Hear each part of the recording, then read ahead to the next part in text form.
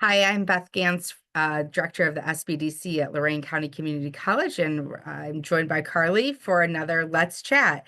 And so today I'm going to chat with Carly from Workflow CFO about the fractional CFO, fractional CEO. We're hearing this term more and more. So, Carly, please tell us more about your business. Yeah. Hi, my name's Carly Mashak, and I'm the owner of Workflow CFO. I help provide part-time financial leadership for small businesses.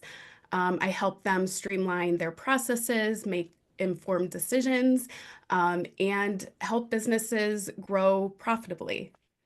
Wonderful. Yeah, no, I'm excited to chat with you today. So I'm hearing more and more like a fractional CFO, fractional CEO. Maybe there's even like fractional, marketing, Yeah, CMOs or something like absolutely. that.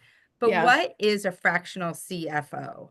Yeah, so I think the word fractional throws people off because you hear fractional or you think fraction and people are like, "Oh, what is that?" I mean, you're right. You could be a fractional marketing executive or a fractional really any piece of a business, but a fractional CFO specifically would be fractional just means part-time. So it would be a part-time finance and accounting expert who would provide strategic financial leadership or insight into a business um, on a part-time basis. So you don't have the cost or commitment of hiring a full-time CFO, which usually small businesses, they can't afford a full-time Sure, CFO.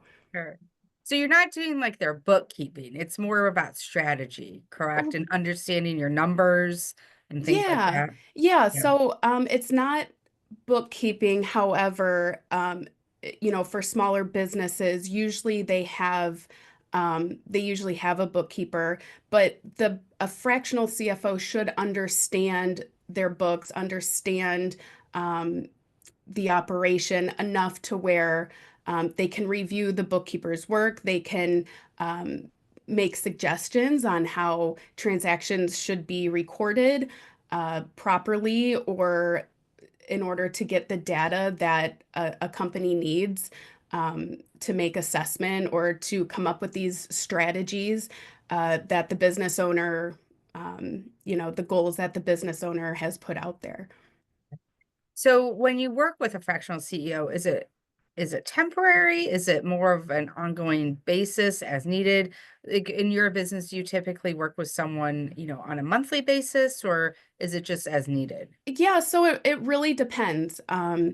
It can be temporary. It depends on the needs of a business. So maybe they are looking for a longer term um, person, a consultant to fill in the gaps, um, a few times a month, maybe a few times a week to come in and help them with the operation until the business gets to a certain point where, the idea is to help a business be profitable and to grow. So over time, the goal would be to help them hire a full-time person in this position. At least that's my perspective when I'm helping a business is, um, you know, they usually business owners want to grow and how can we kind of transition this from me being part-time to you having an established person on the inside um, in the long term, or it could be really a short temporary position. Maybe the business has lost their accounting manager or controller and they need somebody in the interim to come in to fill that gap, or maybe they're expanding. They're purchasing another business, merging somebody in, and they need that financial leadership during that period of time. Okay. So when we were chatting about this topic, we started to chat about, uh, closing your books, financial statements. We always say at the SBDC, you need to know your customer and you need to know your numbers, right? Yes. So what's the importance of closing your books on a monthly basis, right? Accurate financial sheets. I know I'm kind of going into several things, but Yeah. why is that so important? And how does a fractional CFO help with that or help them look at those numbers? Yeah. So closing the books on time on a monthly basis is so critical to decision making and understanding the trends, understanding the direction that a company is going. So, when you are preparing monthly financial statements correctly, you know that you're using proper data. You are able to read, where your money is going. And that's what the financial statements provide to businesses is sort of like a roadmap of the operation and how much money is being spent. Are we on track to meet our budget, to meet our revenue goals? So if you aren't looking at that, keeping a pulse on your business month over month, you might be missing out on opportunities to leverage yourself, to maybe there's revenue streams that you didn't realize were profitable. Maybe you didn't realize that they were losing money. And in order to find that, you have to be consistently looking at your financial statements, your profit and loss, in particular, and also comparing it to the previous month, to the previous year, to see where the differences lie. And then it helps you make decisions on how to move forward, talking about, what can we change? And so a fractional CFO lives and breathes in the financial statements. They under that's our language. And so helping a business owner or a management team um, kind of dissect those financial statements and understand how the operations is performing, that to me is where the value of a fractional CFO comes in, because you don't always, um, your management team and business owners, if they don't have a background in finance or accounting, uh, they tend to maybe um, miss things in the financial statements. Or sometimes I have clients that they really don't even want to talk about it. They don't want to dive in. They just want me to kind of give them the higher level, like, here's what's going on, because they kind of shy away from like learning the financials. But I think it's important for business owners to understand sort of like the baseline of what the financials mean to them, because it's really the only tool you have in your business to make successful, proper uh, decisions. Absolutely. You it it's the difference between hiring someone eventually, the difference between ordering more inventory, buying that piece of equipment, everything, right? Absolutely. Like just because there's Absolutely. cash in the bank doesn't mean you're making money. And that's what we have to Absolutely. look at, right? Yes. Yes. And So, yeah, yes. yeah. Is this part of workflow? Like, what is workflow? How does it affect your business? Is this considered part of that workflow? Yeah, so workflow, think of workflow as like the structure and process behind an operation, right? Like you have the day-to-day operations, maybe you have a warehouse, you have a front counter, you have salespeople and um, marketing and all of the different pieces of a company. Workflow is how all of the different departments sort of communicate with each other, and how transactions sort of get to the back end, which would be like the accounting department.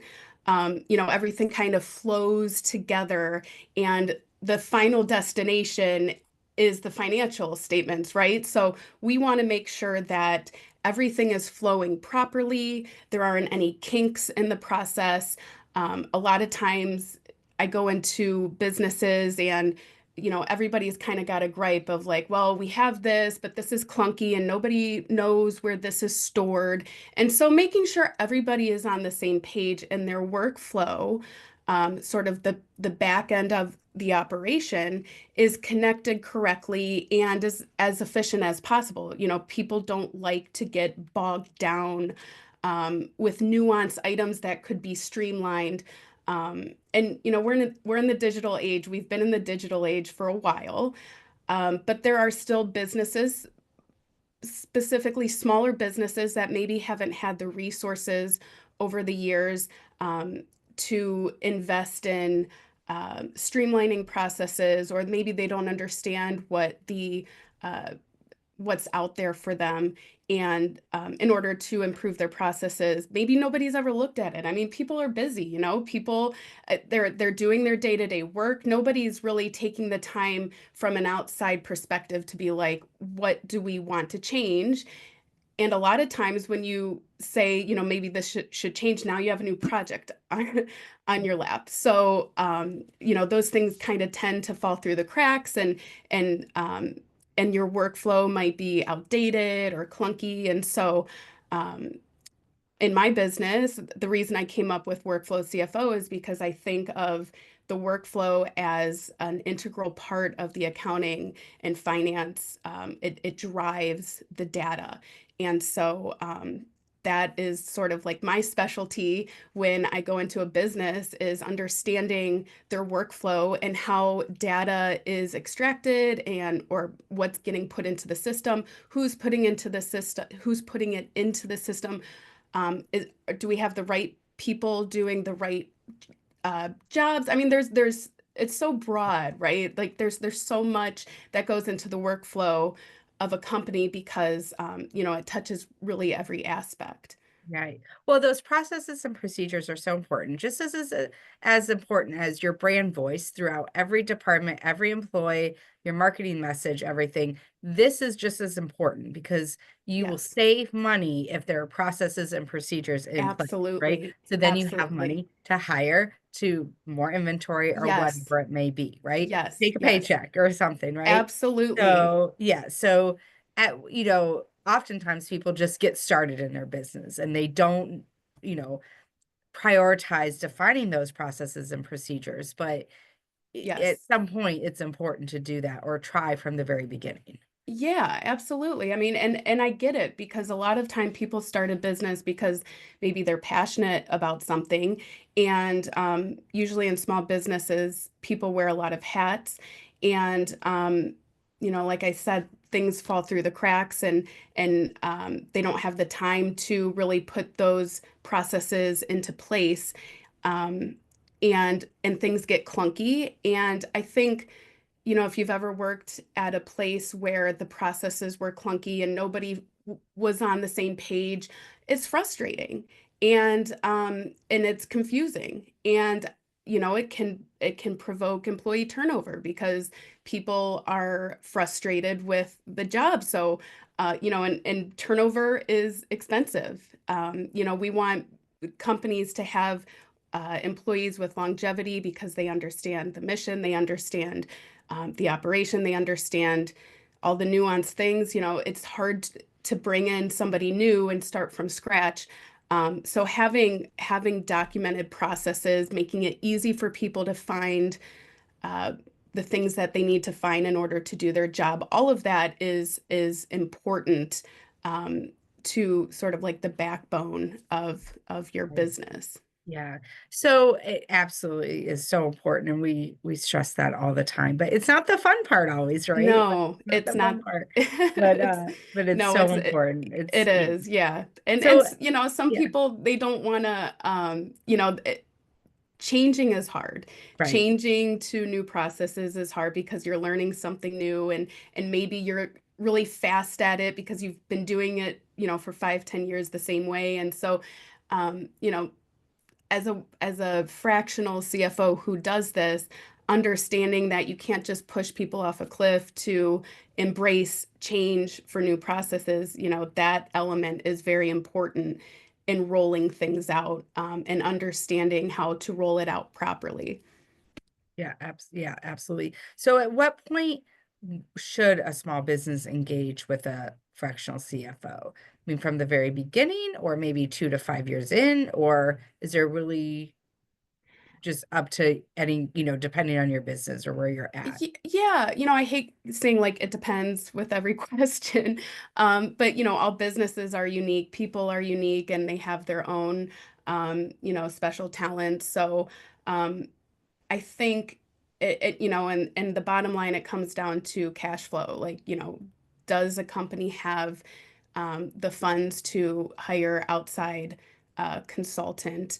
Um, but I would say to that is the value that you're getting from it. Think of it as an investment. So you're investing um, in this person who is going to come and rate out the gate. If you do it, if you have the funds to do it right out the gate to help you set up um, correctly and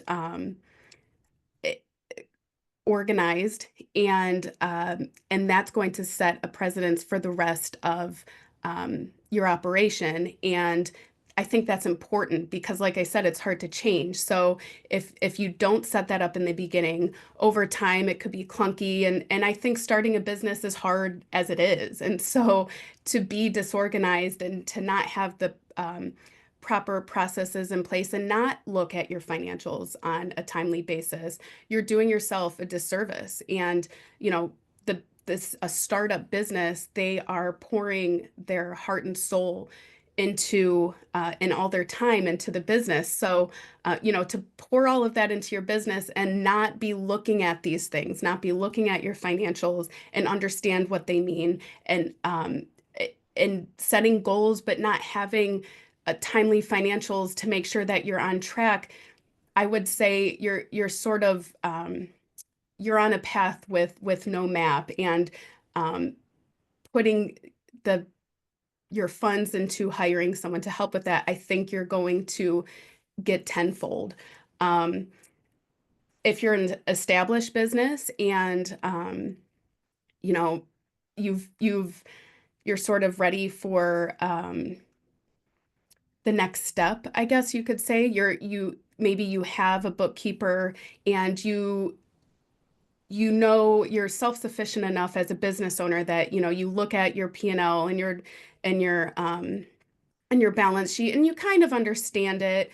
And every year you send it to your CPA to prepare your taxes. They make some adjustments, and then send it back to you. And you really don't take the time um, to look at it until it's tax time. I think that's actually a very common Yeah. scenario for small businesses because they're so into the operations and this and selling that that kind of all falls on the back burner. So if you have an established business and you're sort of ready to have an outside perspective on your finances and your accounting and processes and help you sort of get into a rhythm, um, that would be a great time to hire a fractional CFO. Mhm. Is there anything else we should know about working with a fractional CFO or what they do, or, is there anything else you want people to be aware of?